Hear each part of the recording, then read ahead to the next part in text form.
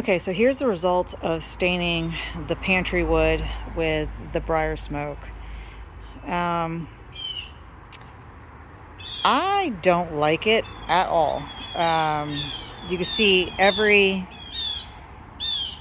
issue with the boards that I thought I got when I sanded everything down, but it just does not look good. And you really can't really tell on the camera, but there's like an orangey color on the wood, and I definitely don't like that. So we are going to not stain the wood.